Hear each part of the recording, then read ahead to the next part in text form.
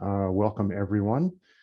This webinar on progress on internship equity that is being co-sponsored by the Society for Marine Mammalogy, Whale and Dolphin Conservation, and the Office of Naval Research. We are broadcasting on Facebook Live as well, and this recording will be recorded and then posted on the Society website. We will have an hour-long sort of set of talks by several of our panelists, and then switch to for the second hour a question and answer session with our panel. Please put all questions into the Q&A box rather than chat. And if you would like to target a question towards a particular panelist, please put that into your question who you'd like to have the question answered by. As a little bit of background before I turn it over to our panelists, we're continuing a discussion on internship and internship practices from a forum that we hosted in October of 2020. And this discussion, we feel is important because we all recognize that internships and opportunities are similar to them, are a key gateway to the field. However, there's been a lot of concern about them being selective for and selecting against people from different socioeconomic classes. And that represents a filter to people entering the field. And the general concern is that we all recognize that funding for research is a zero-sum game. That is, we get a pot of money for our projects, and that can either go to equipment, ship time, or providing support for staff, which includes interns. And we want to use this to look at several programs that have been very successful in developing programs that help to diversify the field and in ways that are more ethical and sustainable. So today we have representatives of these two programs, and as well as participants. One is from academia and the others an NGO. Prior to this this webinar, we also had a survey that was relatively well responded. We had, I think, 63 respondents, and we'll summarize that and post some summaries of that survey along as well on the Society website. And after the survey, we'd also like to have people that are attending fill out another survey that will help us, or after the webinar, we'd like to have people fill out another survey that we'll send out that will help us tailor this following webinars. This webinar is part of a series that is being organized by the Society's Diversity and Inclusion Committee on several topics related to increasing diversity in the field. And we're trying to have one every month this year, and then we'll continue that into next year, potentially quarterly. It's a new thing that we're trying, but we hope it'll be a nice forum to discuss some of these issues and help raise awareness and identify things that we can do to make the community more inclusive. With that being said, I think we can start with our speakers, and I'll introduce the first one is Dr. Tara Cox, who's a professor of marine sciences at Savannah State University. She also serves as the secretary and co-chair for the Committee on Diversity and Inclusion, and has run an NSF-funded research experience for undergraduates program at Savannah State for 12 years. And she'll be starting a marine mammal specific internship program funded by the Office of Naval Research and the Marine Mammal Commission this fall. So with that, I'll turn it over to Tara. Thank you, Eric.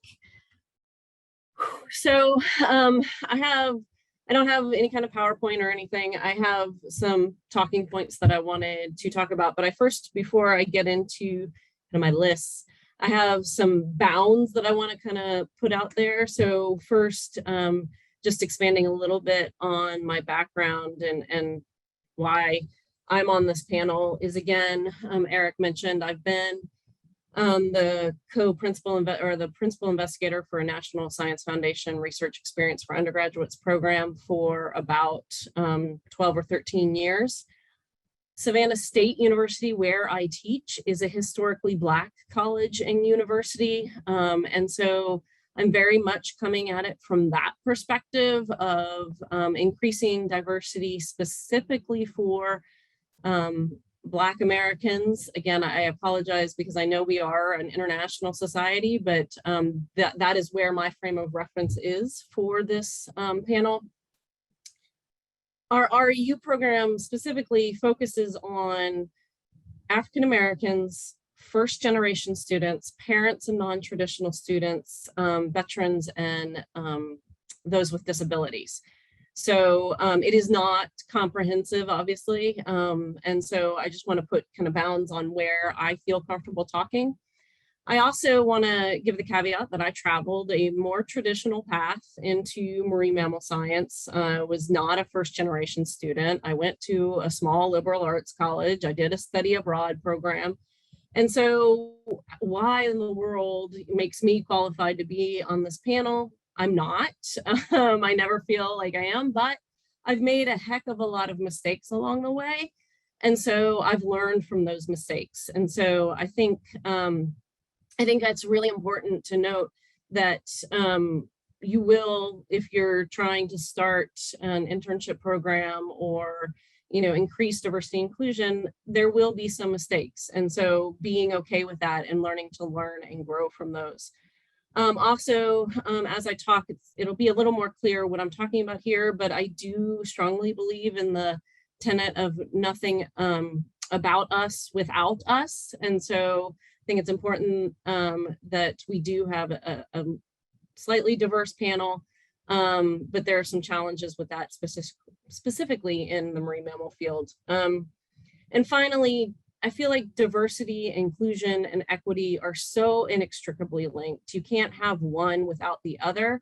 So I tried in my comments, I really broke it out into diversity. Here are some tips to increase diversity. And then inclusiveness, here's some tips to do more inclusiveness. But again, these are so intricately linked and linked with equity. And so with those caveats, I'll move forward on my list of top 4 for how some lessons I've learned about increasing diversity and increasing a sense of inclusion.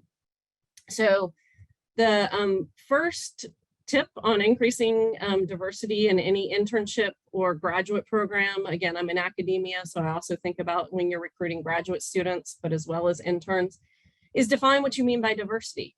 Again, with our REU program, there are certain areas that we have worked hard to develop our expertise on. For example, with students with disabilities, I've actively engaged with the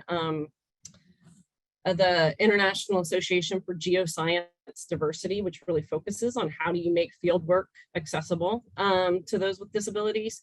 So, but we have not historically had many Native Americans. And so just being pretty clear about what your goals are and how you're defining the diversity for your program is really important. Secondly, recruiting. So I actually noticed in some of the survey responses, I had a chance to glance at it, and somebody even said this: go to where the students are. If you truly want to increase diversity, I'm at an HBCU. There are lots of HBCUs out there. Make contact with faculty members. There are hundreds of students out there who are fully qualified and just don't know about these opportunities. Specifically, HBCUs or any minority serving institutions, but I can give you the statistics on HBCUs. So 15% of bachelors of science in the STEM disciplines to African Americans are awarded via HBCUs, but 25% of PhDs to African Americans are to students who graduated with a bachelor's from an HBCU. So we at HBCUs are training students to be exceptionally prepared to be successful in internships and PhD programs. And so the final thing I'll say about recruiting is, as a professor's perspective at an HBCU, don't just send us a cold email and say, hey, you got any students? You have to build the relationships. And so find, if there's a more local HBCU or minority serving institution closer to you, then build relationships with those faculty members. And I'll come back to this at the very end as well. So you're recruiting, you've defined your diversity, you're recruiting, and now you're selecting your candidates. One thing that we've had to work really hard with on our REU is rethinking our metrics of what does a successful intern look like? Or again, if you're in academia, what does a successful graduate student look like? A lot of times we fall back on those standard metrics of GPA, or if we're talking about graduate school, GRE. And yet a lot of times the best scientists aren't the ones with the best GPAs. Please don't ever look at my undergraduate transcripts, by the way. So what we have found in the REU is that and what we all know as scientists, is that what creates a good scientist is you have to be good at failing. You have to have grit and determination and show tenacity and the ability to overcome. And so for our REU program, we actually ask a question, an essay question, and that is our number one criteria, is describe an obstacle that you have overcome and what you learned from that. And that tells us a whole lot more about a candidate than maybe their GPA. So rethink what you think a successful scientist might look like, and then tailor your selection criteria to that. And finally, on increasing diversity, so you've selected them, and then within the program, be open to teaching different skills. So again, we focus a lot on first generation students. And so again, I wasn't a first generation student. So, just college, I understood it. I knew how it worked, or my dad, I guess, told me how it worked. I don't even remember learning how to navigate this crazy world of college. And yet a lot of these first generation students, they're not going to know what even an internship is or what a career in marine mammal biology looks like. And so just being open to their questions and asking them what skills they want to gain from an internship. And that also leads us to that idea of inclusiveness. So you're not going to be able to build diversity and maintain diversity in our field if we don't work on making interns and graduate students feel included. And so to do that, and again, this is where it's inextricably linked, you have to increase your diversity. But I know it sounds like, wait, we're talking about how to increase diversity. We need to increase our inclusivity. And now we're back to, okay, to be inclusive, you have to increase diversity. But one thing, actually, I think Regina might talk about this, but I was talking to WDC before they did their internship. And the one thing I said to them is, please don't just get one paid intern. And they did, they beat the bushes to get a second paid intern, because there's nothing less inclusive than I'm out here by myself and I don't fit in. Okay, so do everything you can to increase the diversity to help people feel more included. Secondly, find diverse role models. So, and that diversity can come in many shapes and sizes. So, introduce your role models to the interns early and let them tell their story. So everybody has a story that someone can relate to. And so ask scientists or people in the field when they introduce themselves to the interns to actually tell their story, how they got there. It makes them more relatable no matter what their background is. And then this is more, I would say, probably for academia than nonprofits, but as if you're an academic, introduce or bring in guest speakers for their science, not for their diversity and inclusion. I am at an HBCU, and my fellow Black faculty members in the marine science program are exhausted because they're on every D&I committee for NSF, for ONR, and they're like, what about my science? That's why I'm here. And so just be really careful. It's a fine line, but be really careful when you're introducing diversity and trying to make your interns feel included, that you are introducing them to people for their science and for what they're doing in the field. Thirdly, prepare. And there's lots of new, really recent papers out there on this particular issue. Try to anticipate the hardships that your interns may have that you may not have even thought about, especially if it's field work.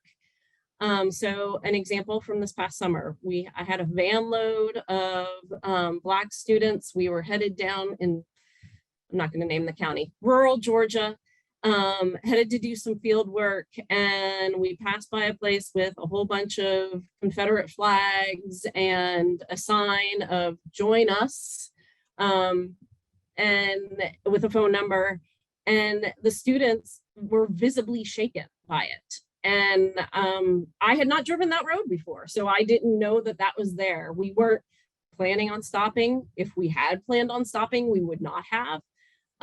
So just be aware of those situations and don't put your interns into those situations. And if you accidentally do, listen to them, prepare, and try and prepare for it. Also have set policies and procedures. And again, there's a whole bunch of papers coming out right now about field situations where you can develop policies and procedures, have multiple lines of communication for people who feel uncomfortable. So do your homework to be prepared to support the interns in every way. And finally, the final thing for inclusivity is just communicate. And this is communicate at every single level.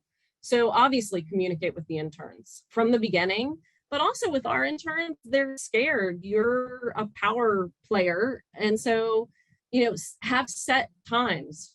And for our RU program, it's weekly. We check in with them. How are you doing? Do you have any questions? We also, again, have multiple lines of communication. If they're not comfortable talking to me, there are 2 other faculty members and a graduate student that we introduce them to early so that they have that option to go to them if they have concerns. Talk to other researchers, both who are at these minority serving institutions, who have had experience like Regina and her colleagues at WDC. Ask them for best tips. And one thing that I've heard a lot before is be relational, not transactional. So don't just expect to contact a faculty member and just, hey, I want students. Actually engage them in the conversation. And I'm not going to send my students to someone that I don't actually have a relationship with. And then going forth from here, I haven't looked to see how many we have. We have over 100 participants, some people on Facebook Live. Share best tips and talk about things and listen. Like I said at the very beginning, I have made so many mistakes, and I will probably make some mistakes. I will misspeak on this webinar, and I will take that feedback and hopefully move forward and be a better mentor in the future. So that's my quick and dirty, but I'm really here more for the questions and answers and the dialogue. Thank you. Thank you very much, Tara. That was fantastic. It was a great way to get us started. And I particularly liked, I think, a thread that was running through that asks us to look at the whole person, to really to see people as individuals and not and rethink the utility and biases of kind of traditional metrics of evaluating people, ranking people. And I think it's something that we need more of, just to have that putting yourself into other people's shoes, don't assume. And I like that thread that was running through, and I think it's an important part of this conversation. So our next speaker is Regina Asmuda Silvia. She's the executive director and senior biologist for Whale and Dolphin Conservation North America. Her work currently is focused on reducing accidental entanglements and vessel strikes to large whales. She holds federally appointed seats on the Atlantic large whale, harbor porpoise, bottlenose dolphin, and pelagic longline take reduction teams. And she states that her entrance to the field was through a part-time unpaid internship. And one reason I'm excited to have Regina here is because, as Tara alluded to, WDC spent a considerable amount of time planning 2 internship opportunities and really thinking through very carefully what was to go into them, not just at the front end, but then as the opportunity sort of opened and continues through. And I've been really impressed with the amount of focus and effort that they've put into thinking through this, and thought it was a nice example to share with the community and have her discuss. So with that, I'll turn it over to Regina.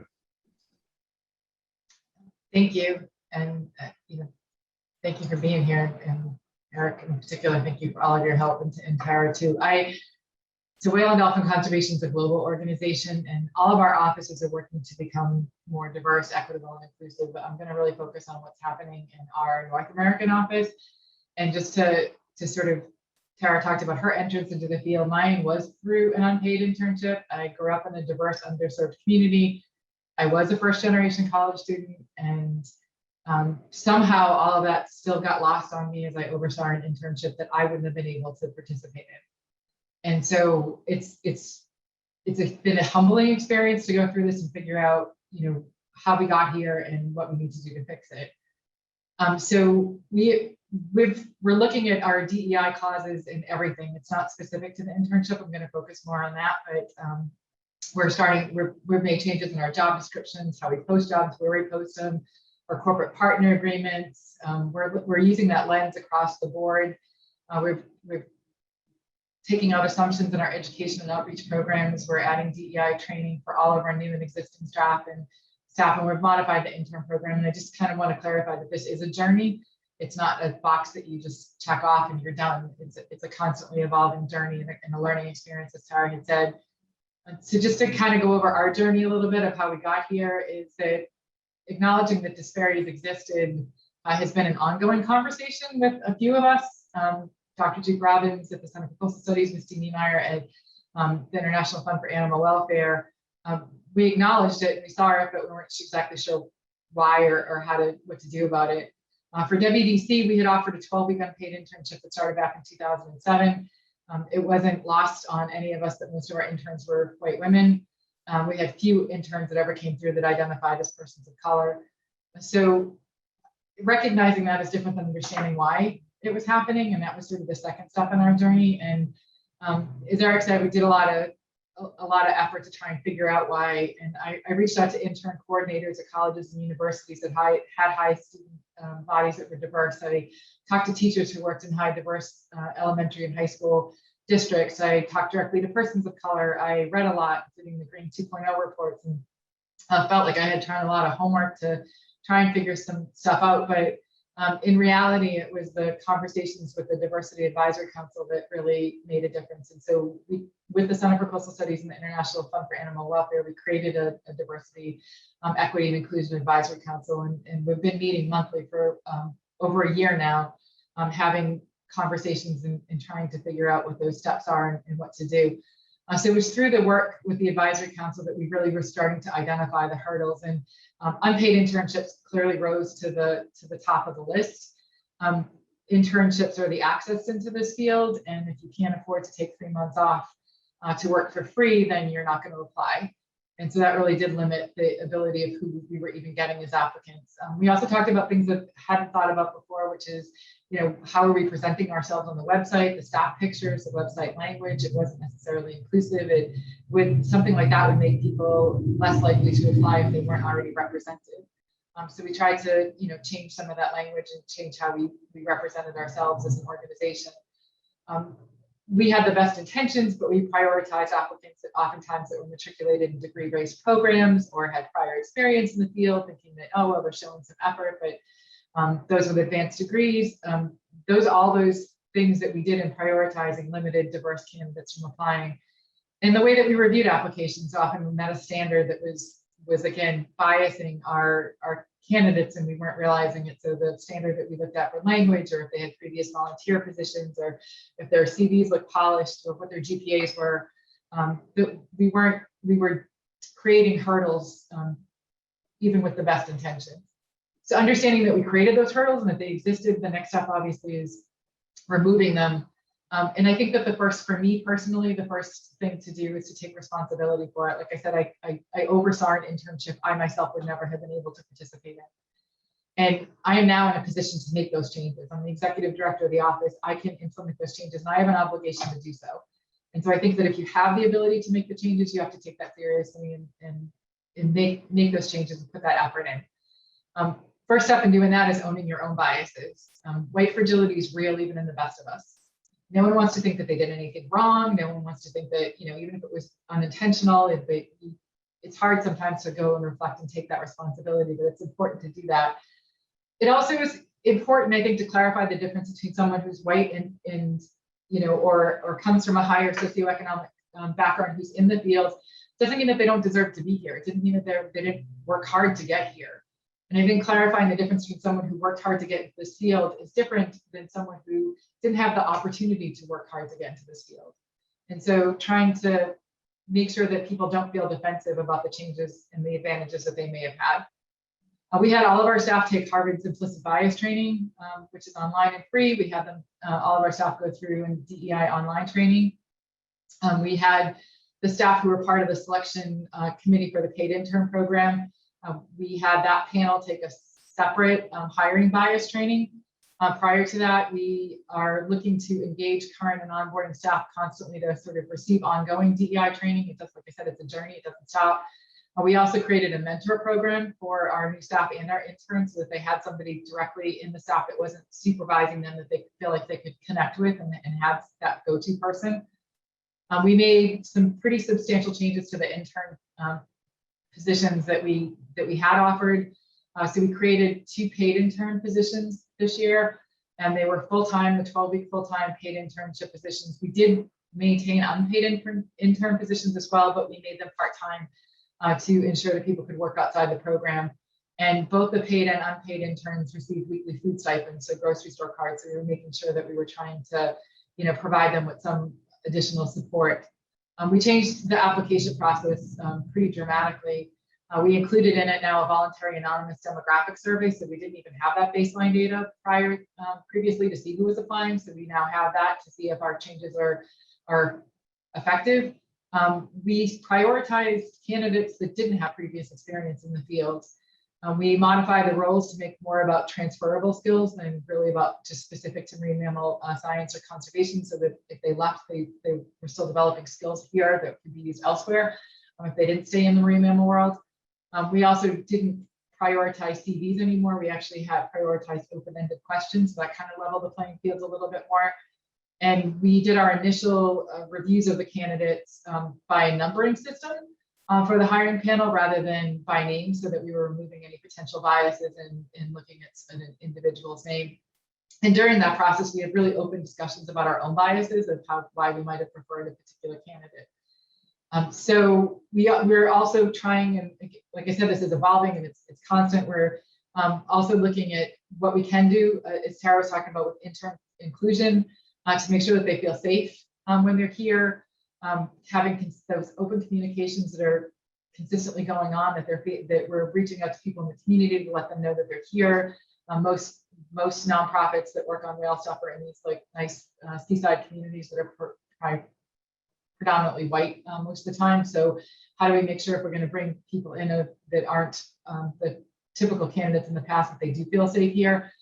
We don't want them to feel isolated. To Tara and others who gave us that advice of bringing 2 interns in very seriously. We were able to get 2 positions paid this year.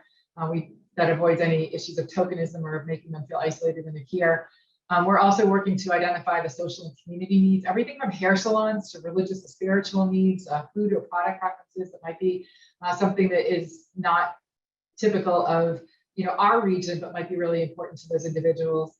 The biggest issue and the hurdle that we constantly hear from everybody that is difficult is that funding is an issue. That's just, it always comes down, it seems, to money. But I say in response to that research and conservation relies on talent and passion. And if we really do want the best and the brightest, then we have to level the playing field so that we make sure the best and the brightest can participate. And it's not just those who are already represented or can afford to be here. We are very grateful. WDC got funding this year from the Island Foundation and from the estate of Norma P. Ricci, the estate of Norma Ricci is also going to help us fund a position next year. So we are grateful for that, and that included funding the position that Sam had that she'll talk about. We are prioritizing that budget ask in all of our grant asks in our budget. It's just, we've made a commitment to it, and we're talking to people, we're talking to the foundations, and we're talking to the donors to explain to them why this is important and why we're elevating this and making it a priority.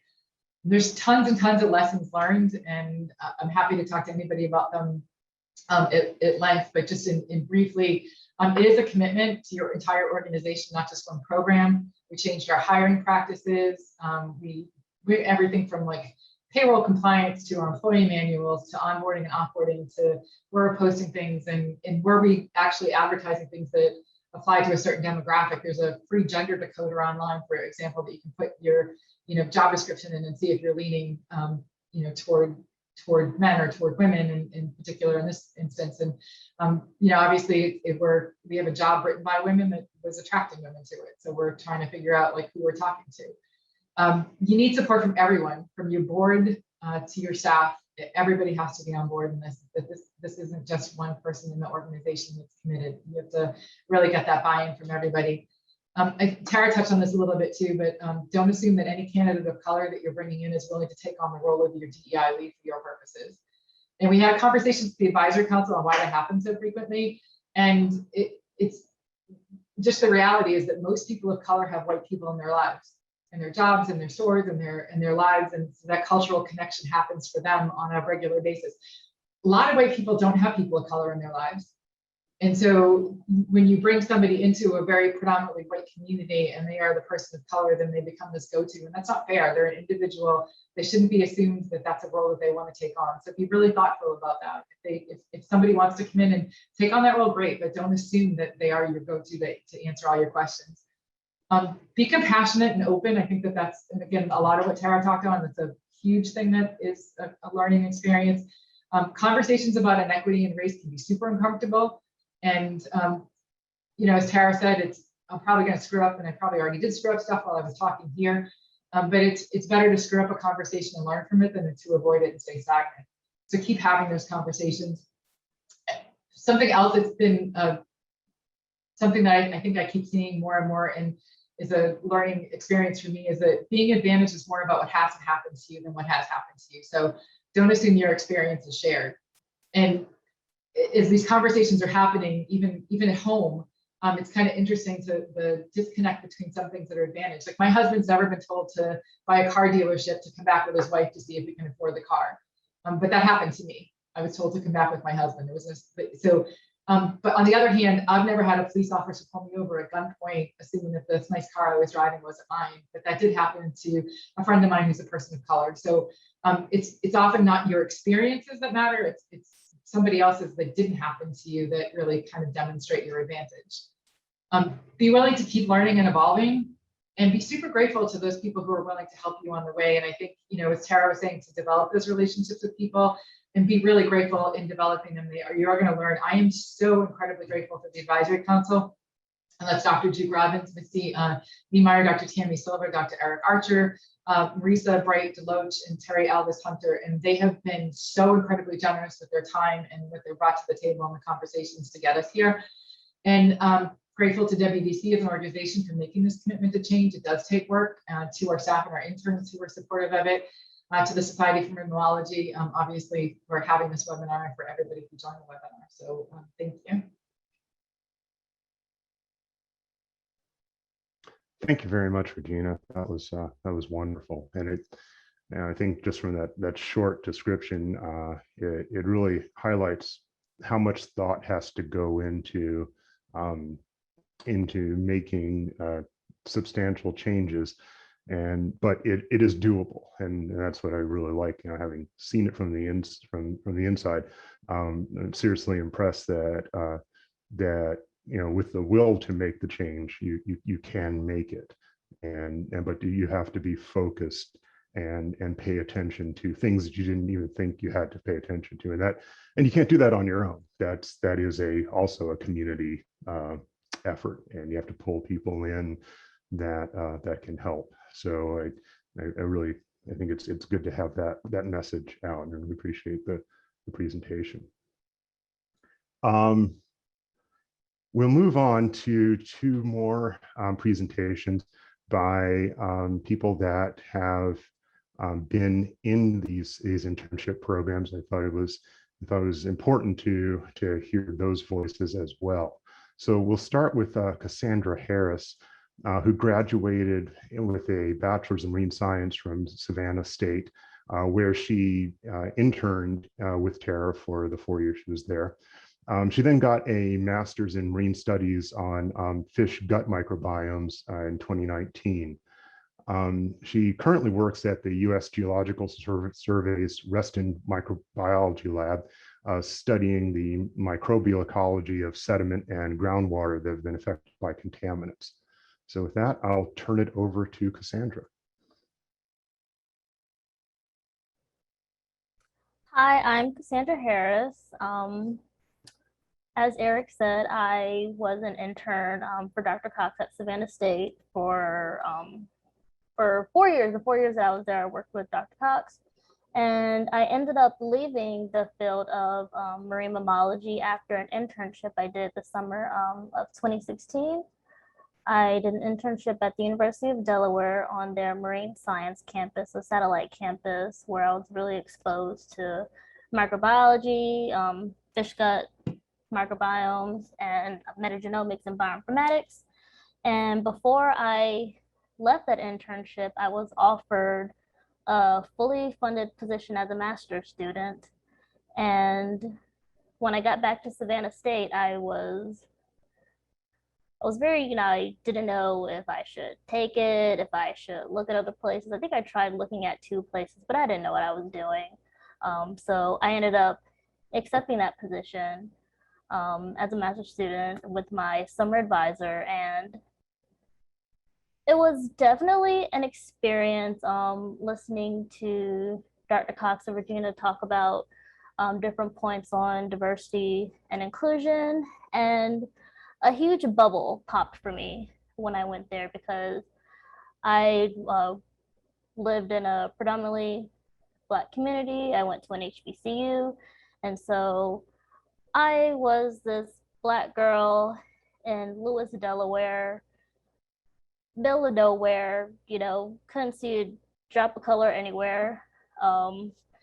And it didn't hit me early on. I think as my time there went on, I started to notice things, and I'm very happy that they brought on another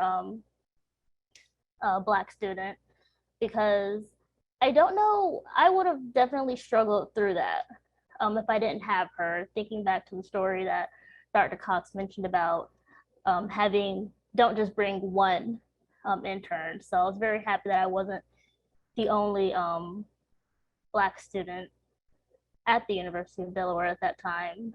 And yeah, it hurts me to say, because I love my advisor so much, but yeah, that inclusion aspect, it's just something I can honestly say I didn't really feel.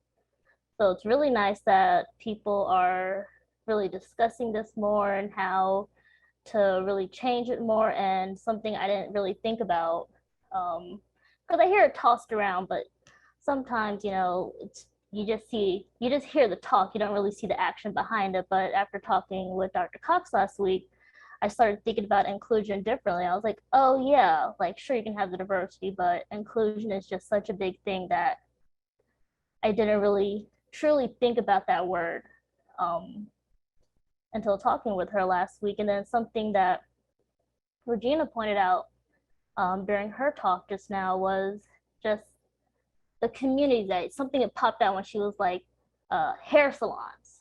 I had to travel for a good beauty supply store. I had to travel like 30 minutes. And it was just much harder than all the other students there. So I don't really know what else to say, but these are some really good talking points. And yeah, just keep up the conversation. Thanks, Cassandra. I appreciate that. And just to add on from a personal experience, I totally know what you mean, and it makes a difference that for that feeling of inclusion. And I've never really understood, or if you are around people that look like you and from your culture all the time, appreciating what it means to be the only one and what effect that has kind of on your psyche, just on your feeling of being welcome, regardless of what the actual and what the environment is and what the people are like in their welcoming environment. It makes a difference. It makes a huge difference. Simply the environment around you and how much you feel like you are part of that place and a member of that community. And I think it's important to recognize that, especially as something that goes, I think, to things that both Regina and Tara mentioned. We all are sort of members of various communities, and we do need to pay attention to those that are not members of those communities, and doing what we can to make them feel more welcome. So I totally appreciate those sentiments, and thanks for being here. Looking forward to talking with you more. With that, I'll turn to our final speaker, Sam Gallardo is one of the interns for WDC North America, a conservation intern for the summer of 2021. She's from Whittier, California, and is currently studying environmental science and biology at San Jose State University. She was previously an animal care intern at the Oakland Zoo for 2 years and worked as a veterinary technician in Santana Row prior to the pandemic. And she'll be speaking of her experience with Regina at WDC. So I'll turn it over to Sam. Okay, hello everyone. So prior to applying to this internship, I grew up in LA mainly and the Bay Area in Northern California, and I was raised mainly in Washington, D.C. as well. And I was always around like a very diverse community. I was always used to seeing people from all over the world, like a huge spectrum of people. So that's kind of what I've always been used to. And growing up, I was always into, animals and marine mammals. And I always knew, like, deep down, I wanted to work with animals, but I didn't really know how to get there. No one in my family or like in my direct friend group or people I knew were in this field or had any knowledge of it. So I was kind of on my own when thinking about like how to even enter the field. And when I got into college and I started applying to internships, I always noticed everything was always, unpaid. So for me, it was normal. I had no like expectations when coming to WDC. So when I finally got the position, I felt like a huge accomplishment because I felt that paid internships went to people who were like very educated and had all this experience and were well-rounded people. So, it was very exciting for me to like have the opportunity. And when I finally flew out there, I was kind of in a culture shock. I was in a completely new environment. It's not super diverse in, Plymouth, Massachusetts. And it's also a lot of isolation. Like I grew up in the city, so I'm used to there being a lot of restaurants and a lot of different types of people, but in a small town, like it's completely different. So it was like a little bit difficult transitioning to that environment. But whenever I would enter the office, it was like a completely different environment. I felt so included. I felt like I belonged there. It felt like a community in there. It felt very friendly. And I worked alongside the policy manager, Monica, and it was a really great experience. I although like I felt like I didn't have the experience necessary for the internship, she was like a great guidance and like teaching me like what I need to do, and like she had a lot of trust in me, um, and showing me like how to run these programs that she would was working with. And I was also given a lot of opportunities. Although I was like new to this whole thing, there was a lot of trust put into me.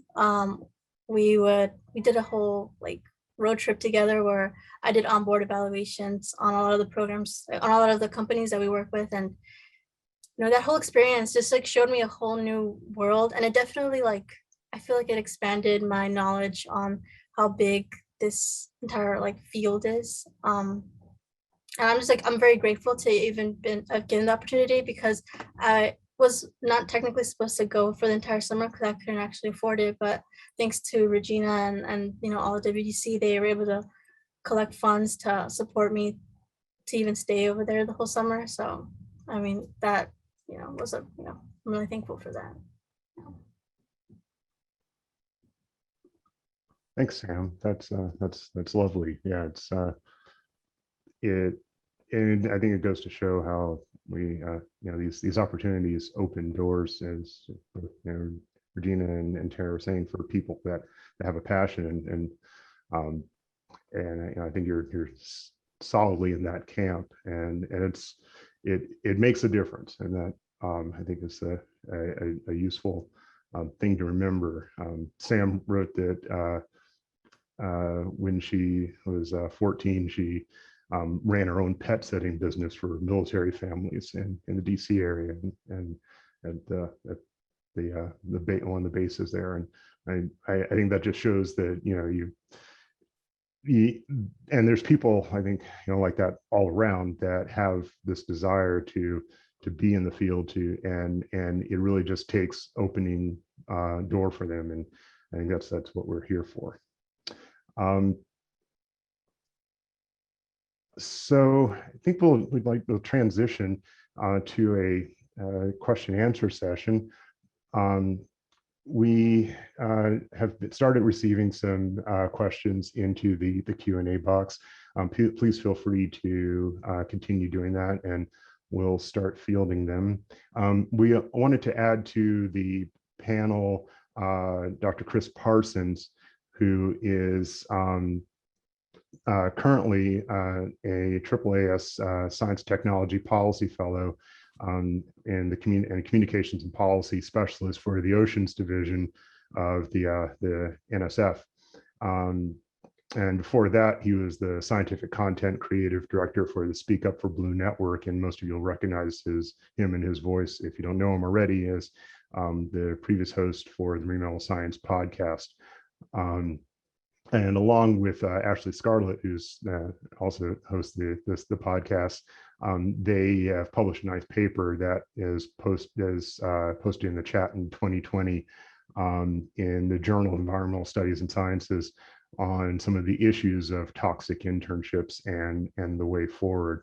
And it's a really nice paper, sort of outlining the problems and some solutions and things to pay attention to that have some of which have been discussed here.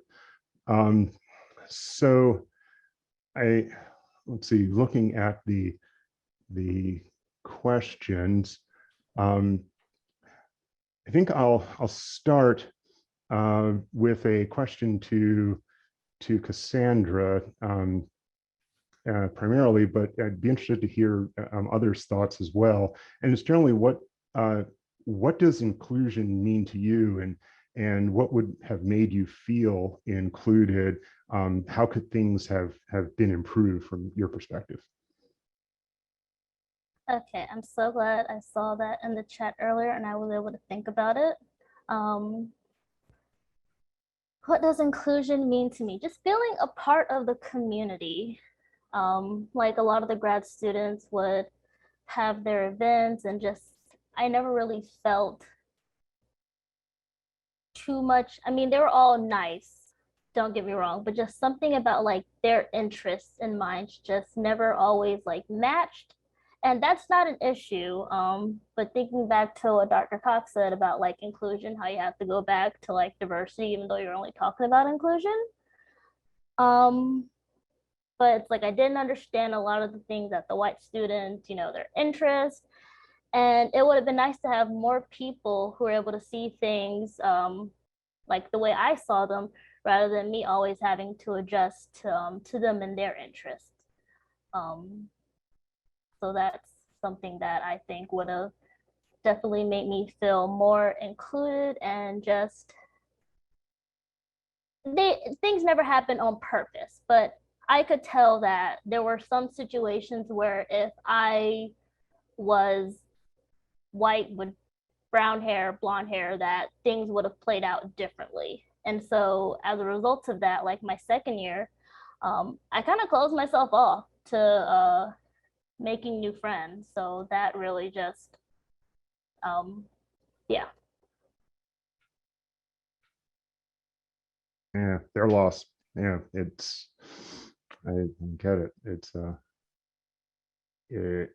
It takes it takes, I think work and thought on the other side, that you just can't assume that everybody comes from the same sort of culture and has the same background. And I think, it's effort that unfortunately we just need more training in. And I'm interested, Sam, how do you see inclusion? You mentioned that that you felt a difference sort of within the WDC walls versus outside the WDC walls. What can you speak more, like what does that difference mean to you? How do you see it? So like for me, like I feel like it kind of varies, like how someone can feel included depending on where you are. So well, what I meant when I said that was like outside of the WDC walls, I mean I come from a Mexican family, so like I'm really used to like Latino culture. So when I was like not in WDC, like the WC walls, I didn't see any of that. So I didn't see myself represented in any of the people I saw on the street or in the restaurants, or anything like that. So I could never really find like people that I could like relate to. And when I was in WDC, although there was no other like Latinos there, like it was just, it didn't feel like there was like didn't feel there was no barrier. Like I was able to like talk to everyone who worked there, and it felt kind of like a friendship in a way. Like it was like there was a way for us to bond, even though we were completely different people from completely different backgrounds. You know, we shared the same passions, and because we had the same passions, it was like we were able to find a bond through that.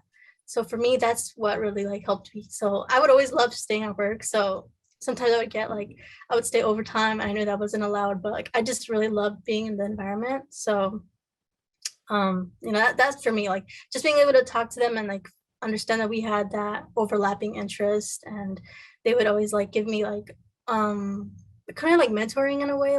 Like they would help me if I had like questions about like this field or any questions in general. Like they were always willing to answer me, and so I felt like understood. Like I wasn't looked down upon for not knowing certain things, or I never felt like anyone was being condescending or like, oh, you don't know this or something like that. So that's for me, that's what like being included and feeling included means.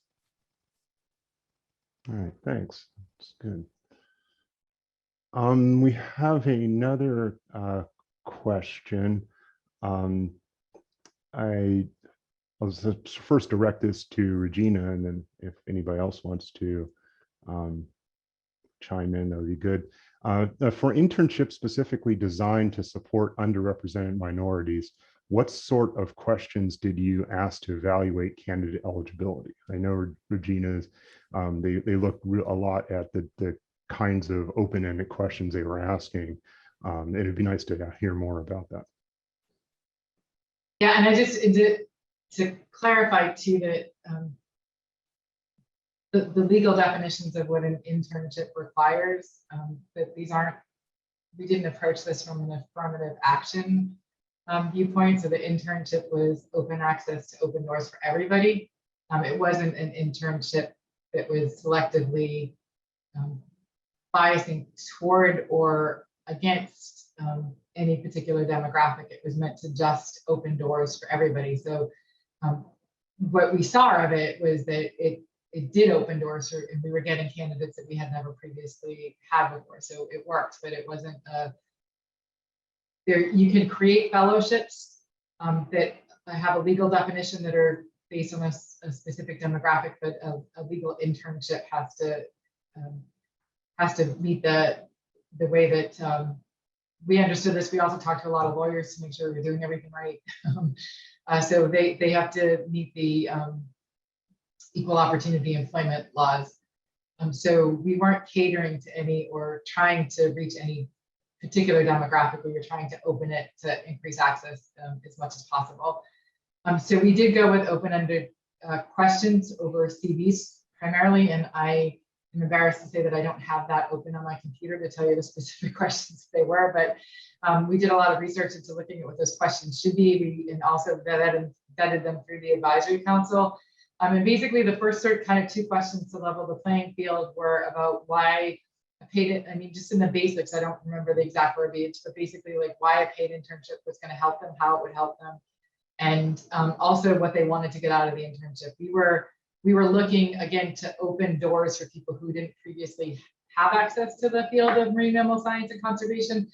So we were looking for people who didn't have previous experience primarily. So we wanted to know, without experience, what were you hoping to get from this? You know, what were your goals in being able to participate in and have that door open and be able to come into an internship. So those were really the kind of the level playing field. Is why did a paid internship matter to you, and what were you hoping to achieve out of this? We also, like I said, had changed this to try and not make it as much about the skill specific, that we didn't make it about a specific skill that they were going to learn in marine mammal science. It wasn't about, you know, photo identification more specifically, or you know, something that was going to be a very isolated skill for this field. We wanted it to them to participate and learn about whales and dolphins and learn about the work we were doing, but we wanted it to be have skills that they could take away regardless. So, you know, Sam was amazing. So you know, she's just was really kicked butt. Sorry, I'm not supposed to say that word probably, but I'm sorry, it's being recorded. She did awesome when she was there, but she we're hoping, like in some of the things that she was doing when she was working with Monica a lot on our voter outreach programs, it was project management. How do you manage a project? So it doesn't matter what project she's going to move and manage moving forward, but she learned how to communicate, she learned how to talk to people, she learned how to manage a project.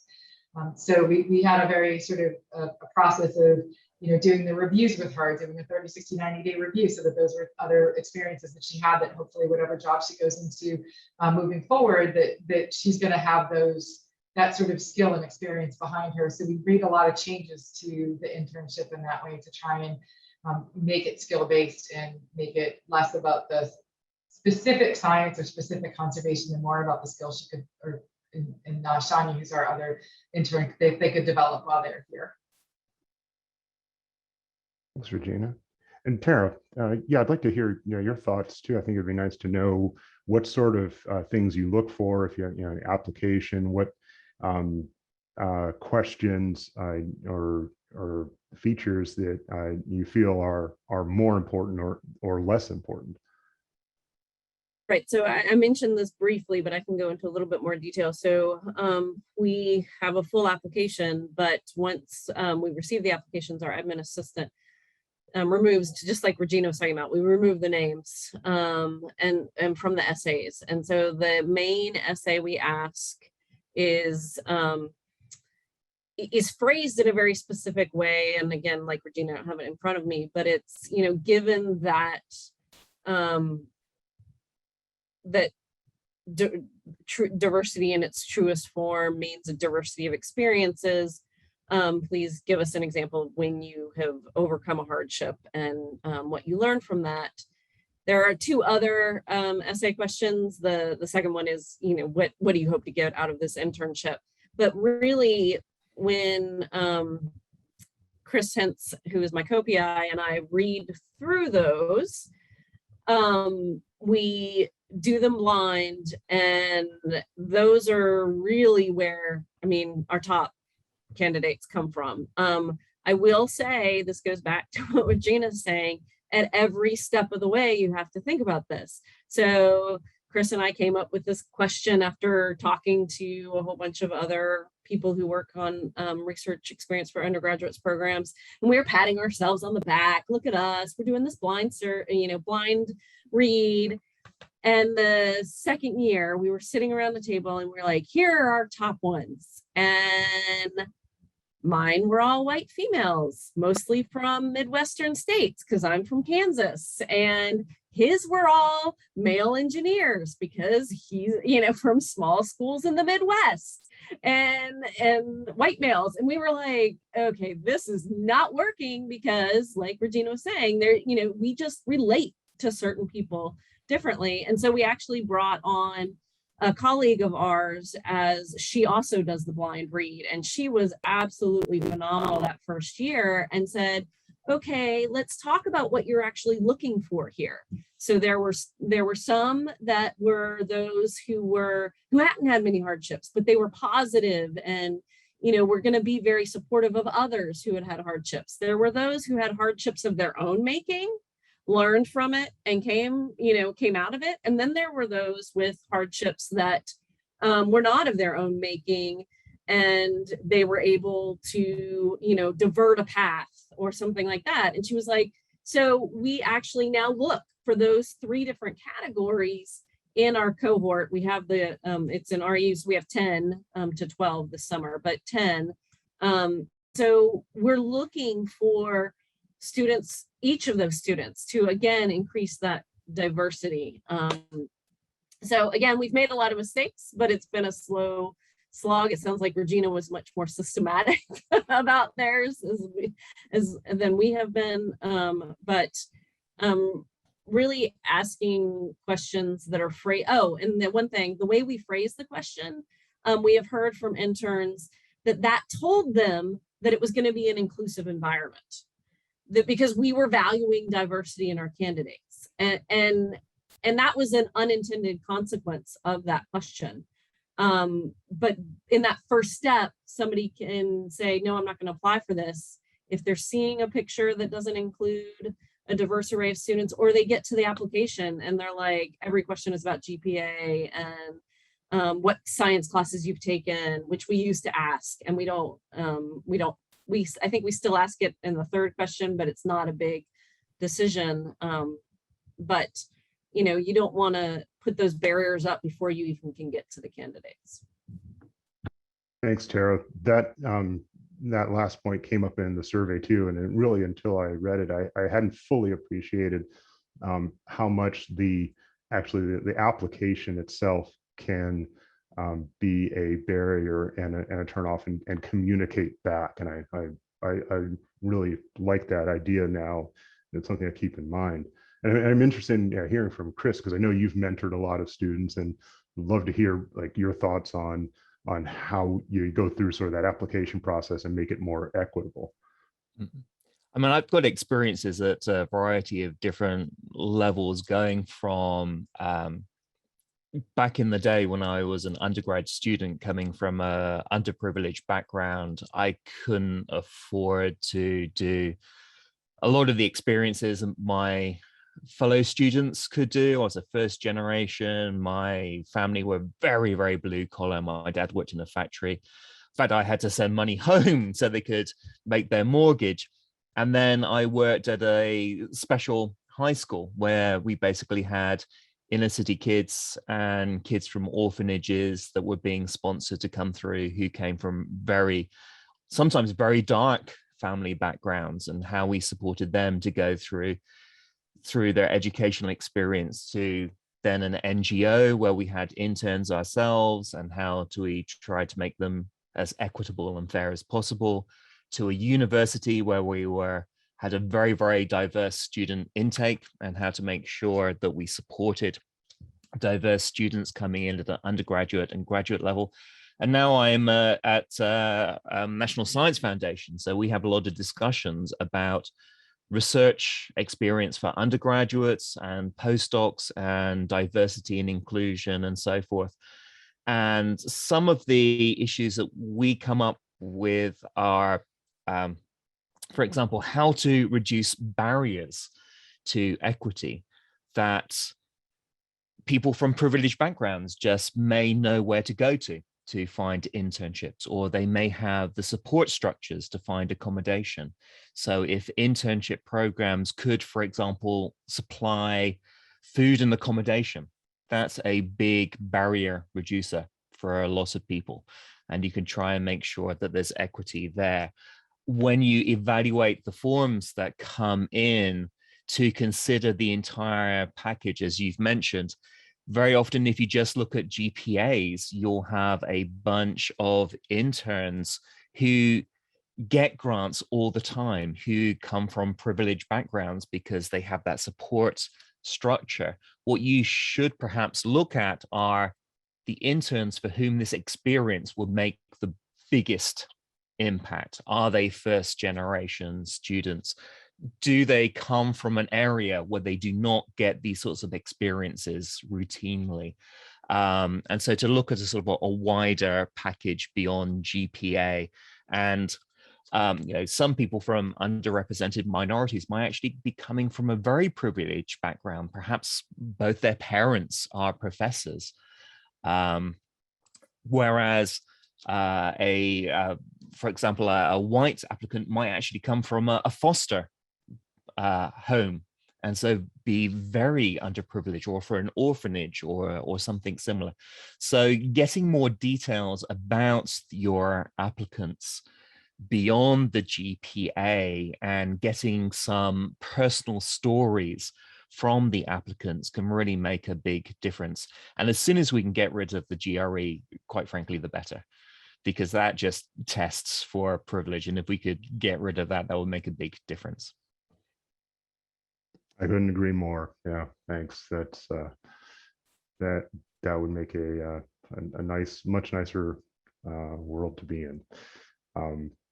And yeah, your last point, and it sort of goes back to this common thread that we really should, in all of our interactions with people, but especially when evaluating, see. A phrase I like a lot is the humanity of the people rather than their identity, and I think that it's an easy thing to do. We naturally are people that put things into bins and boxes, and it's very easy for us to categorize. But I think what this is showing is that we have to go beyond that. We have to look into the real person, and it's more effort, but it pays off in the end. And in fact, I think something you raised goes to one of the questions for Sam and Cassandra, and this has to do with sort of a support structure back home from the family or the communities that you came from.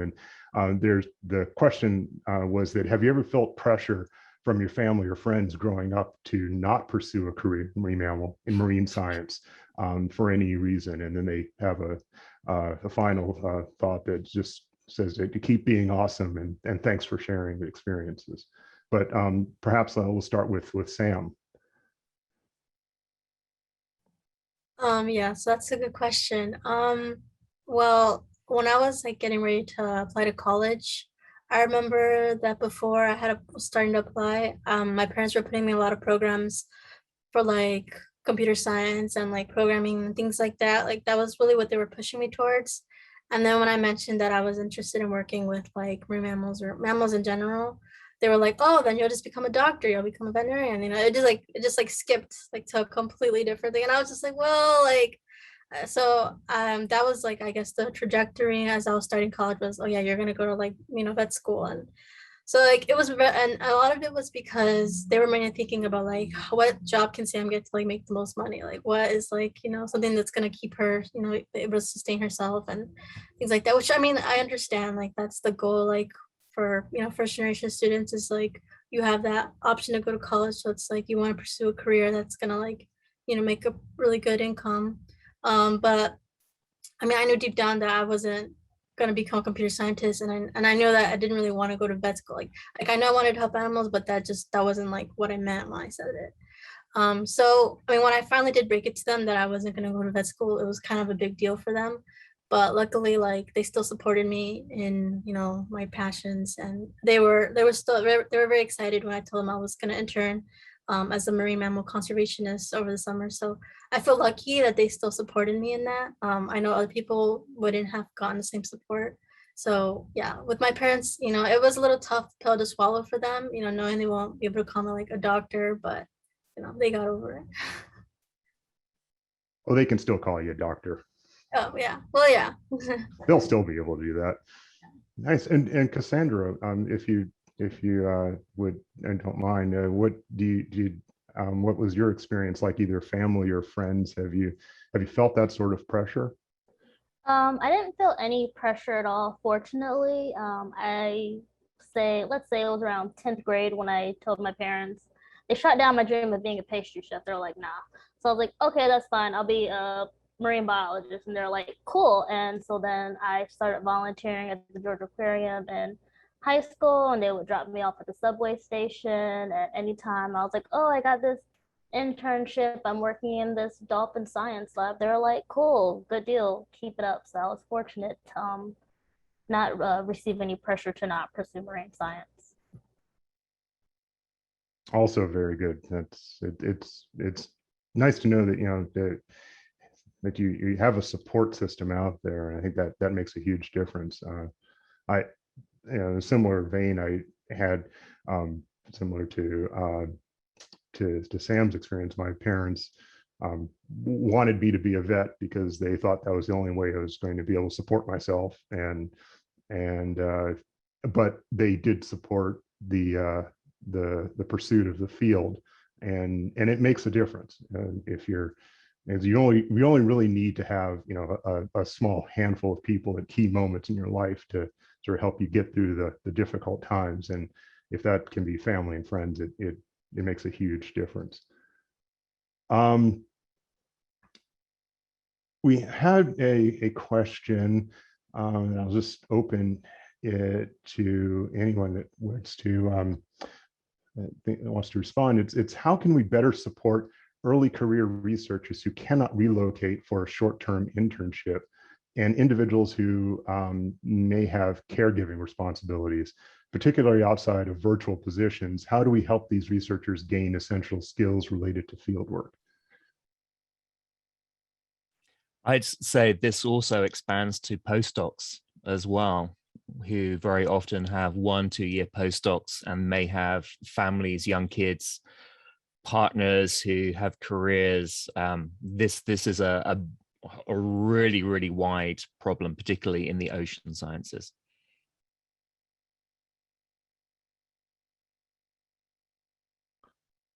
Yeah, true that. And my hope is that this move to a increased acceptance of virtual presences will ease that, especially yeah, as you said, for people that have families, or, you know, have caregiving responsibilities for family members, elderly children.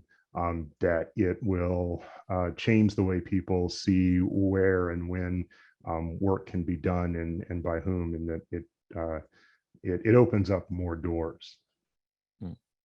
And I think that's the key thing here. A lot of people are realizing that we can now go virtual for a lot of research, and when that's impossible and you do have to be in the lab or to be in the field, then really part of the whole grant should be to include funding for travel and funding, for example, for cheap accommodation, maybe hiring out maybe hiring out an apartment with multiple rooms. So you could put interns and your postdocs in there so that they have accommodation that they don't have to pay for or don't have to look for again, the sort of logistic hassles of trying to find healthcare and accommodation and so forth. And relocating just becomes really, really onerous. So if those barriers can be reduced, hey, come over, you have to do lab work. You have to do field work for a month, but we have provided accommodation to make the transition as painless as possible. I would also say, I mean, yeah, we can do virtual, but I mean, with the question, I tried to reread the question, and the other thing I tell students is that any experience will help you. So if you know you're really interested in field work, but you are not in a location right now, there's field work everywhere. So my first job out of college was electroshocking bass in a local lake for the Kansas Department of Fish and Wildlife. So that got me really important boating, trailering experience. If, you know, I've seen some grad students apply who have no experience in marine mammals, but they have experience in tracking, you know, radio tracking snakes or rats.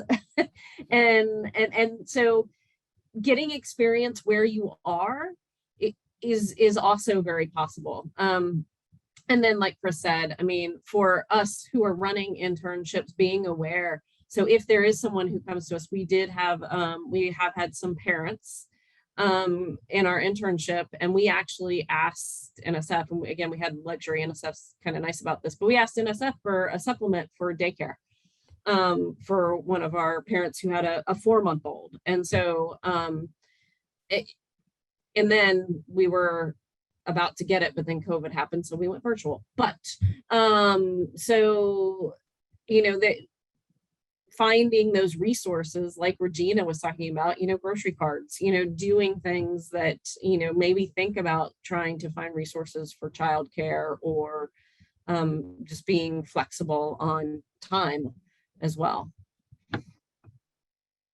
And actually there's a push now to do sort of field experiences in urban areas. So there's a lot of interest in doing that in parks in cities where you can get a lot of local wildlife data gathering that could be very easily transferable to other areas, or recording acoustic data in an urban environment, and you could do analysis of that acoustic data that could be transferable to whales and dolphins, at least the techniques and experiences.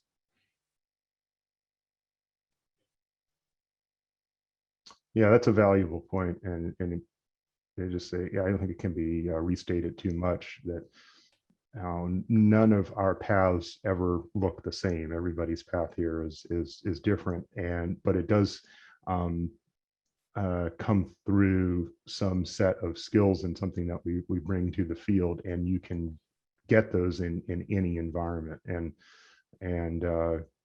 there's just multiple avenues and you know, I think that's true for many fields. And everybody has something to contribute to the science and to the work. So there's and it just has to be repeated that our vision of, or the visions out there of what the path is that, you know, people are interested in is really just a you know, it's an ephemeral model that doesn't really exist. Everybody comes through this their own way, and you just have to take the opportunities that you can get. There is a question that's been posted about how we're supporting students with disabilities, both physical and mental. And I think that's something that gets often doesn't get enough attention. It has its own difficulties, but I'm just wondering if people have experiences for addressing that. I can say a little bit about our experiences, and I will say that again, we have the luxury of being in an HBCU, so our interactions with Black students have been a little more positive. Probably dealing with physical and mental disabilities is where I probably have misstepped the most. I can give you one example of not a misstep, but a lesson that I learned, and then one of a serious misstep that we have since course corrected. So the first was for a student who had multiple physical deformities, and including very limited use of her hands. And when we matched her with our research lab, she was adamant that she wanted to be in a chemistry lab. And we asked her if she needed accommodations, and she was like, no, I'm good. And she had spent her life, adapting. And so for that, just asking simply, what do you need? And working to make the accommodations. In that case, she was just like, no, I'm good. I got this. The other example was, so we actually now have had multiple interns who are on the autism spectrum. And our first one, we handled absolutely horribly. And that's when I got engaged with the International Association for Geosciences Geoscience Diversity, but their focus is on disabilities. And so they have years of experience, and Chris Atchison has been instrumental in helping us navigate through this. And the number one piece of advice was that what we should have done, let me just say what we should have done and what we have done since, is talking to the student before they arrive and asking them what they need and asking them to communicate those needs to not only us, but the other interns. So the student, was lucky. We lucked out that we had him in a room with another intern who had a little brother who was on the spectrum. And so was able to really navigate some of the challenges, but also the other interns were not as inclusive as we would have liked for this student. And it escalated over the course of the internship. And so had we done it better, we would have asked this intern, and we have done this since then, and it's worked fine, is here are my needs. I need you to be patient with me. Please, if it gets too loud and I have to exit the room, please don't question me. Those things that slowly build up in a cohort over time, we're able to head off earlier on. So those are the two examples, but really the key to all of that is communication and preparation beforehand, to know, because I don't know, obviously I didn't know. And so knowing what the needs are. And there are other, we've had a couple other students or interns on the spectrum, and one was like, no, I can handle it. I don't want anybody to know. Okay, fine. But some of the others that we've had have just been like, yes, it was very helpful to stay upfront what we needed. Yeah, I've got those two comments noted down as well: communication and preparation. And if with enough advance warning, there's a lot of accommodations you can make and make sure the whole team knows what your limitations are. And when I was working with the Hebridean Whale and Dolphin Trust, for example, we found that we had some volunteers who had Down syndrome. They have very often, sufferers of Down syndrome have inner ear problems, which make going on a boat really problematic in terms of nausea.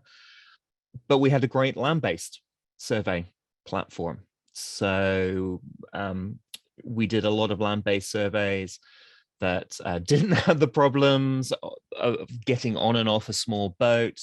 Also, it was a beautiful area as well. As a lighthouse, it was nice and quiet. There were less distractions. So it was also a really great place for interns who were on had ADHD issues. There were less distractions there. People who are on the spectrum, they fantastic focus for spotting porpoises, whereas being on the boat could be a lot more distracting and a lot more difficult. So perhaps a variety of different research techniques that were still valuable, but could be easier for people who had physical disabilities or learning disabilities. I think this touches on a few other questions, a couple questions that came in and one that was answered, and something I honestly hadn't sort of fully thought through was is this balance of how much an applicant is going to share about themselves. So there's a question about or a comment about not wanting to share some some of the what are considered to be personal issues, and also a fear that doing too much of that might cause them to not be selected, versus not even have this feeling that in order to be selected, you might have to share a story of overcoming some hardship. And if you don't have one of those, or you obviously don't want to sort of gin one up, that could turn some people off too. So, is there a balance of how much is being sort of shared in applications, and what people that are reviewing the applications are sort of looking for? Just for disabilities too, I just want to add that if you are a person with a disability, then it's your decision to disclose that. But if you need an accommodation, I would highly recommend that you do talk to your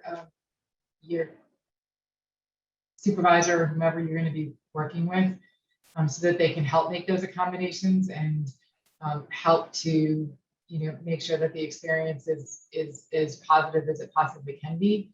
But that's not something typically that will be a question that's asked on an application, because that also, you don't want to make any assumptions in an application or require anybody to disclose that.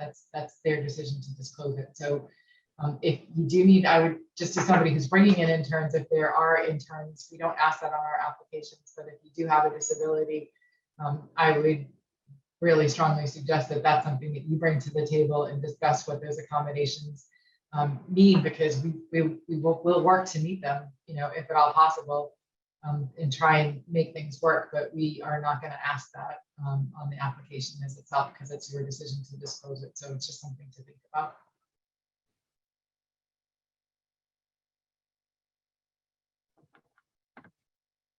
I don't want to let that the comment about the that Eric was asking about go unaddressed, especially since our essay question is one that we're talking about. It is one piece of a larger puzzle.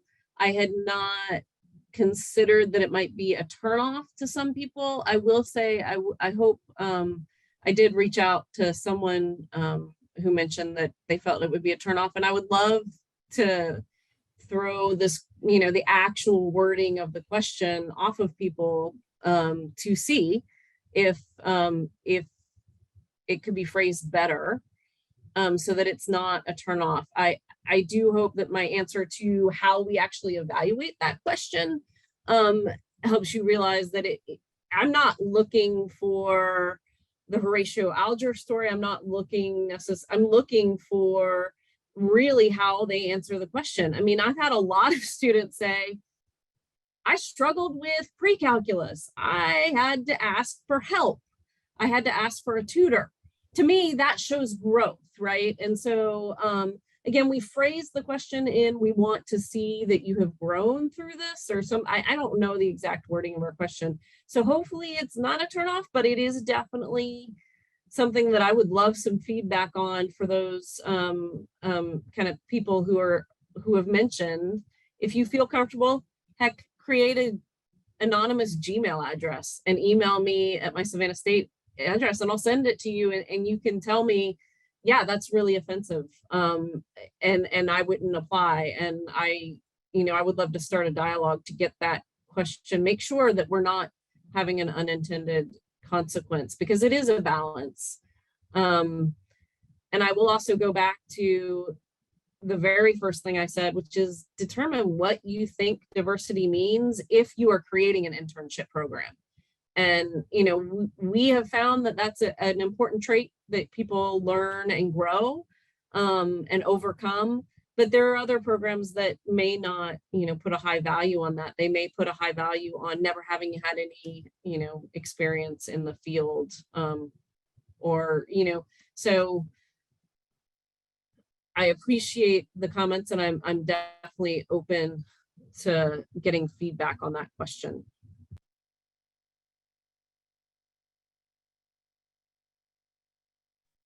And that just raises, the issue again, that taking this on from the perspective of designing these programs is an iterative process, and you're constantly learning, and you should expect, as Tara said earlier at the beginning, to fail. You should expect to fail, learn from that, do it again, do it better, and do it over and over again, and just improve. And that takes getting feedback from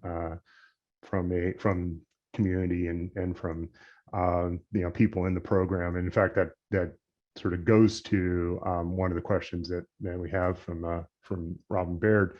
And that do you do these like post internship questionnaires and interviews and get this feedback, because that's obviously part of this iterative process. And just really quickly, yes and yes. So the National Science Foundation requires it. And so we do all kinds of, there's summative assessment, formative assessments, and summative assessments, and blah, blah, blah, blah, blah. But we put a lot of, actually, once I figured out what those terms meant, I realized, oh yeah, we've been doing those very theoretical things.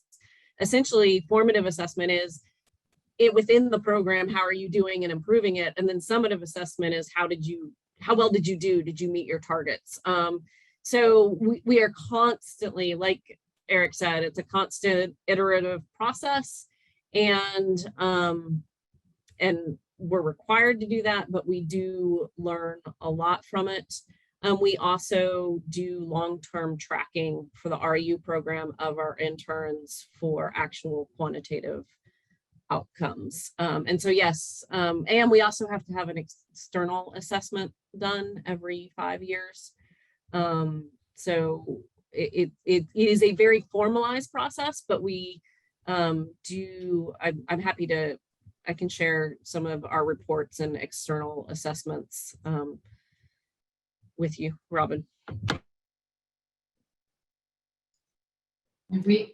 Ours is far less rigorous and are more informal, but we do exit interviews with the interns each year, and so we use that as the sort of internal self-evaluation. We're adding some questions. I was just trying to see what one of the questions that we're adding this year is how inclusive does the intern think that the organization was, and getting some feedback on that, and as we're moving forward. So we do try and modify the internship, look at what we've done, get feedback from the interns at the end of their internship, and also do have a way to maintain contact, obviously voluntarily if they want to. So we do follow up with the interns well past the internship to try and see how they're doing, and try and expand that mentorship kind of opportunity for them as well.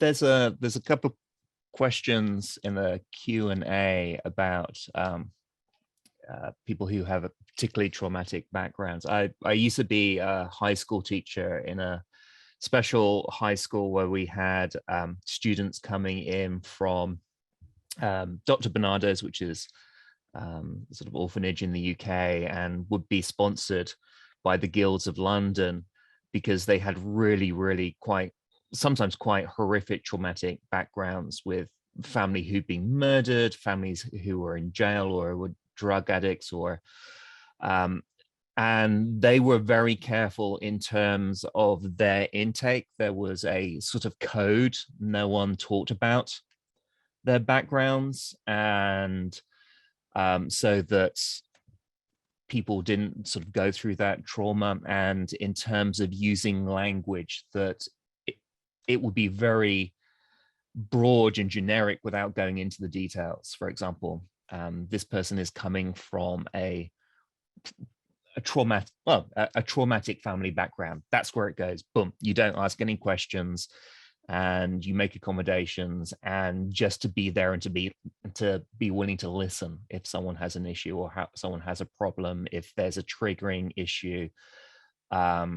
So there are systems and mechanisms that already exist, so we don't really have to reinvent the wheel. We can look to these programs and look to how they dealt with identifying people who are coming in from very traumatic backgrounds, and to support them without making them go through that background, or sort of feeling that they are shaming themselves by revealing what that background is. Well, thanks for that. And it goes to, I think at least the concerns specifically about applications, and it should be what you feel comfortable sharing about yourself. I think that as Tara was saying, you're trying to, you want to show that you have either sort of the passion, the skills, the interest, and the intent to do a good job. And there are many ways to do that. And that doesn't just mean sort of, ripping off all of the band-aids and having to show your full self. It's always nice when you feel sort of comfortable to do that, but I don't think that I don't get a sense that that's a requirement. It is more making a connection with either the people that you're sort of applying to, so that they see in you the qualities that they're looking for. And there's many ways to do that.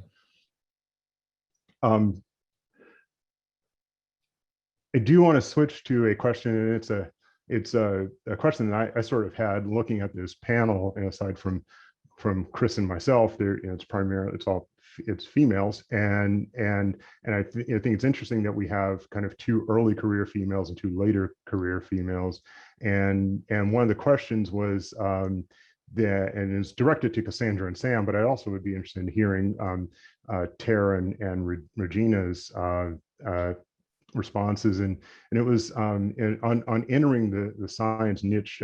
Did you feel that being a woman made any difference on how the internship or the field work went? And I'll start off with say Cassandra.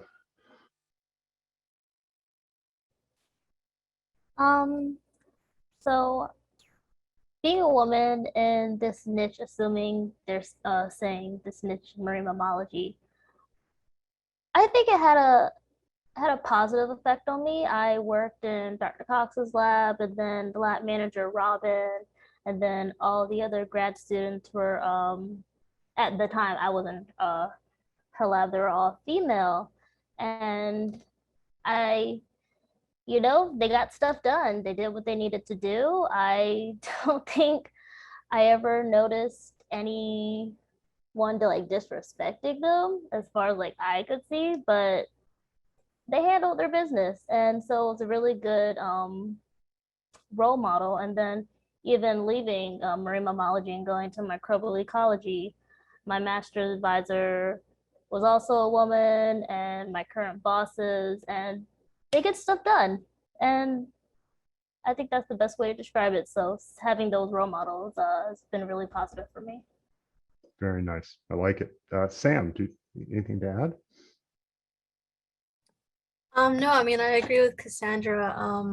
I mean, well, being in the WC office, it's majority women, I believe. So, I mean, I don't really think we're missing out on much, like not having a lot of men there. I mean, it's a great community, you know, with like it's what seeing like other women in the field, it kind of like makes me feel more comfortable knowing that like it can be done. Like there's other women here who are successful in it. So it's motivating as a girl like to see that because I know like in other science fields it's a lot more male dominated. Like I've been in certain classes where I'll literally be the only female in a lab or like a classroom. So like going from that to like, you know, seeing the actual like job that I would probably want and then seeing all these females, it's really reassuring. Very nice. And Tara and then Regina, I am interested, have you seen a change in the field since you've been in it from your sort of beginning days to now?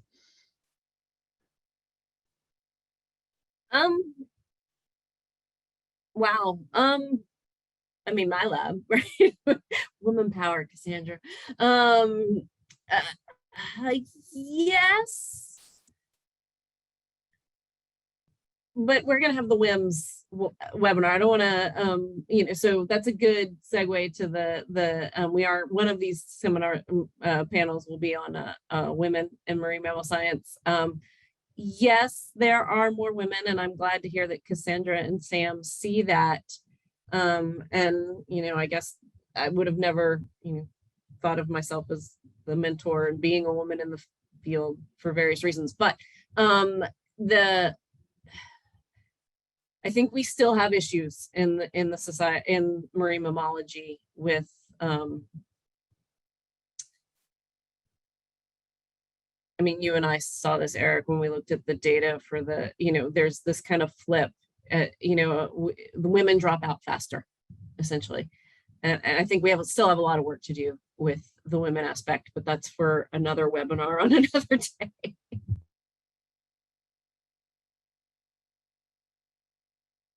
And Regina, in relative to sort of internships, because you said you started as an intern, and so I'm interested in, you know, your experience from your internship relative to what we've heard from sort of Cassandra and Sam, and what you see now in this leadership position. Do you see changes for the better, or worse, or what are your thoughts on just the sort of the gender influence in these positions? I think Eric's heard this story before, so it's better, you know, overall, it's a lot better. I started as an intern on a whale watch boat and was handed my first uniform by a male captain, which was a t-shirt with the nipples cut out. And those kinds of things were commonplace. There were women in the field at that point, but there was also sort of this view of the world of being hardened, and you know, what doesn't kill you makes you stronger. So it's okay for you to experience these things, and this is, you know, sort of how you, it's how you handled it that proved who you are. And so there was a lot of proving yourself, being strong enough to do stuff. I had a situation where working on a research boat. Where I was challenged over whether or not I was strong enough to be able to participate in one of the U.S. Coast Guard exercises with a life raft, and I offered to show the PI at the dock how strong I was, if that's what it was going to come down to. So there was a lot of assumptions. I actually sort of transitioned from doing field work to more conservation work because I wanted to start a family. And at the time, having children and being pregnant you just didn't do field work anymore. It wasn't what you did. So that was sort of like you had to make that choice. And I see those changes are so much better now. I see that there's less of that sort of harassment happening. I see that women get to be in the field and, you know, have families, and so that's great. I think that there are changes that have happened, and again, we have a responsibility to make sure that those changes happen. I still see, though, and I agree with Tara, that there's a long way to go. I've been in sometimes it's not even necessarily in the specific marine mammal world, but where the marine mammal world might take you. So if you're at a meeting with a lot of industry representatives and that industry may be very heavily male dominated, you can say something and it's dismissed, or you're stepped on while you say it, and then 3 seconds later a guy says it and it's applauded as being like the best idea ever.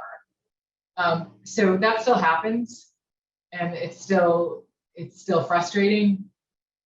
It's still frustrating I have my captain's license, and it's still frustrating to be in a situation where someone assumes that you're watching the wheel, not that you have the wheel, because it's a girl on the radio kind of thing. So there's still progress that needs to be made, certainly, and there's still a lot of, I think, assumptions that happen when there's a woman at the microphone, but it's better. It's certainly a whole lot better than it was. Thanks. And yeah, it will end up being a good segue for our webinar that is sponsored by WIMS, and we'll definitely be talking more about these issues there. We're nearing the end, and I just want to end with one more question. I think it's a large one that has been touched on several places, but I think it's important to obviously to consider, and it's the one of funding. And the question really is, how are there suggestions or thoughts on how we fund these positions? Regina, mentioned they were lucky enough to get a grant that helped with that. But as I've talked to other people, it really is a zero-sum game for a lot of organizations where they have a pot of funding and they may have to make decisions. So it's a question of either deciding if that goes into gas for the boat, or if it goes into supporting interns. And it's obviously a decision that each group has to make on their own. But thoughts on, just interested in people's thoughts on other ways to fund or how to go about that decision process. Chris, I'll start with you. Yeah, sort of sitting in a funding agency at the moment, there are government funds available. There's the REUs, I see being mentioned multiple times. NSF includes, and a variety of other things. In fact, there's a few programs coming online where there's encouragement of academic groups to combine with community groups or local NGOs to put in joint grants together. The Coast and the People program, the Network Blue Economy program, all of those have potential for including internships of a variety of different types, including local community members and so forth. There's a comment in the questions about part-time internships as well. One of the things that I did in my past job, we had arrangements with a lot of the local businesses that we had interns who would do a couple of days with us, and then we had an arrangement with the local businesses that they would recruit bar staff and people to help in the shops and so on, and they would get employment that way. So they could basically do a 1-year sort of part-time internship working with us, but also providing valuable staff to the local community, which sometimes was really, really hard to get. And it was a kind of sort of a win-win for the local community too. And then we could have our interns for much, much longer. By the time, if you just have a summer internship, by the time they develop the skills, they're off. Whereas if you have a part-time internship for an entire year, then they learn the skills and then can actually do some significant work. So, I mean, that's a possibility. Thanks. Tara, Regina?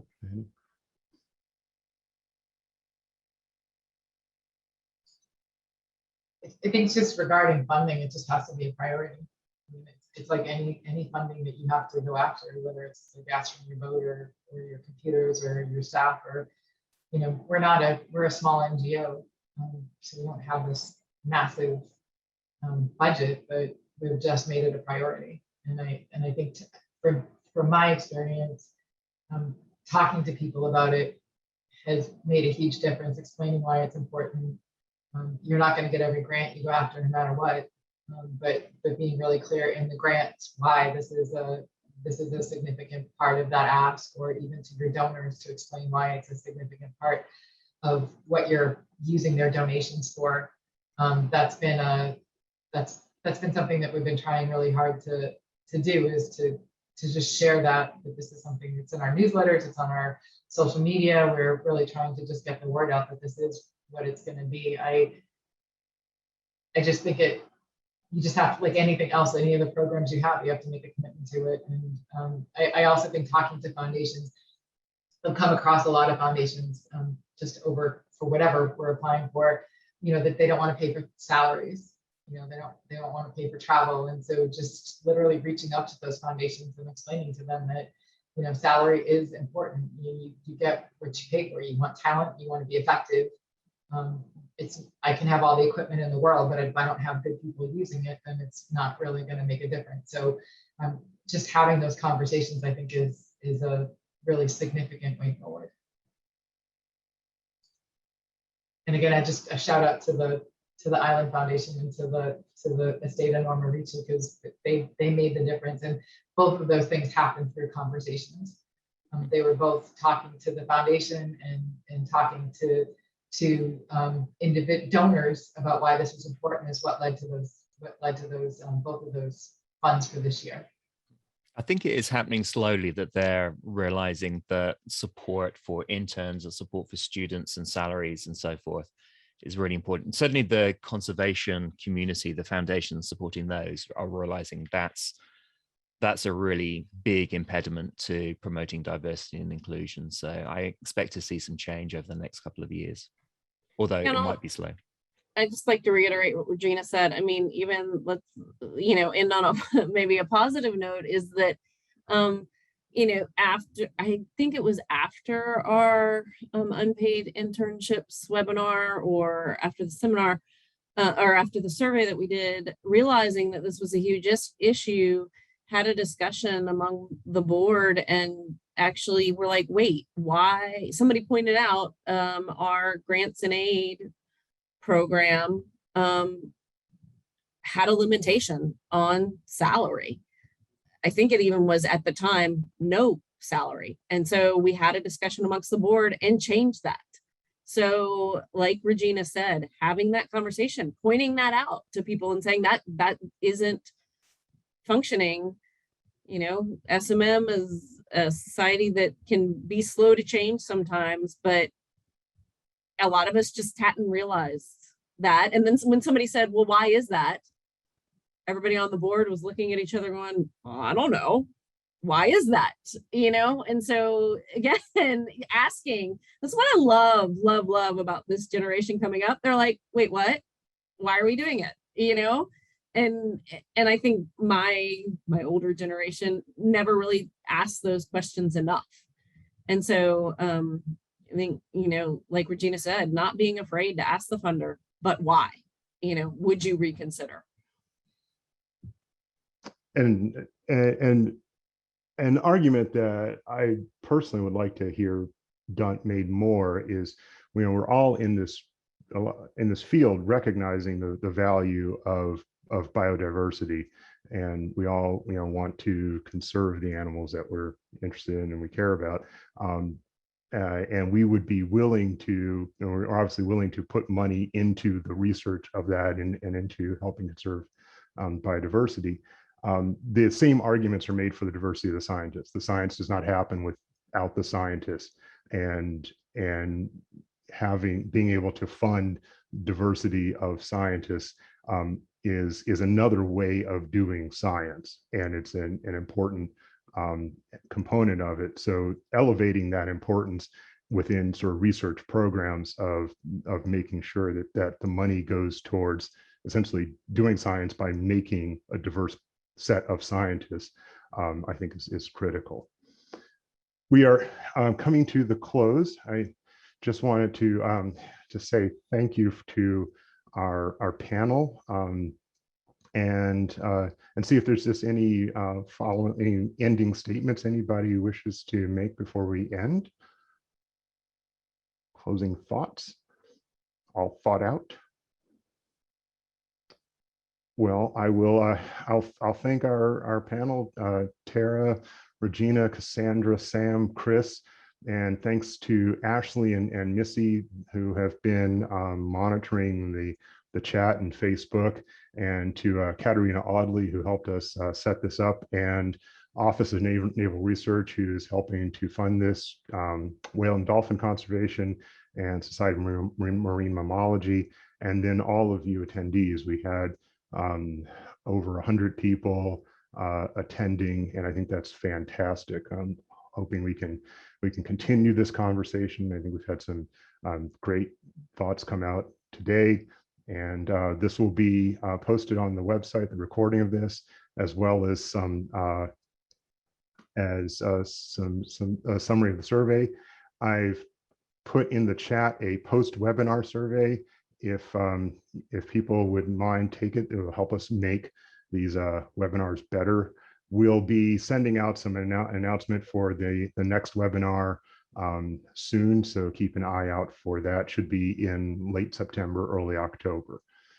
So with that, I'd like to say thanks again, and hope everybody has a good rest of the day, evening, morning, whatever it is in the time zone you're in. Bye-bye.